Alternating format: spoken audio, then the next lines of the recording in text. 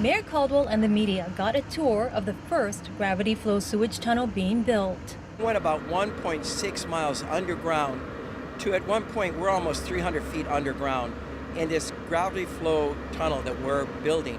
We were in a situation where the ground was collapsing down on us before the TBM even got to it. So as the machine was mining ahead or trying to mine, the ground was just collapsing away and creating a great deal of problems for us. So the men did an excellent job.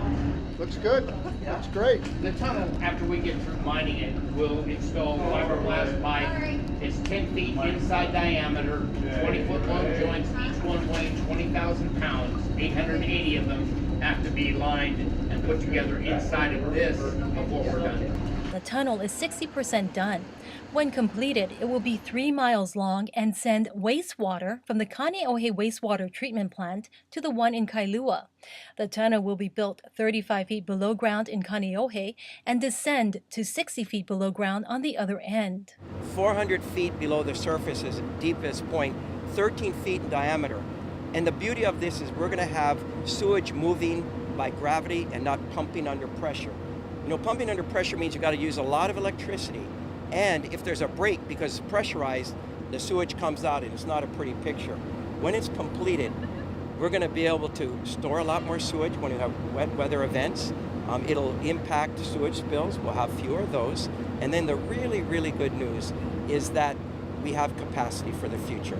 Another big benefit is we don't have to put large storage tanks on the Kaneohe side to store that wet weather because the tunnel can do it. And it's also made of an inert material, so less susceptible to corrosion.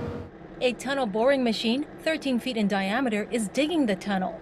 The tunnel runs under Oneava Hills, and initially, residents there had some concerns about the project. None of those concerns have been a problem. There has been no vibration to speak of. The noise level was all taken care of by this wall system that was put up.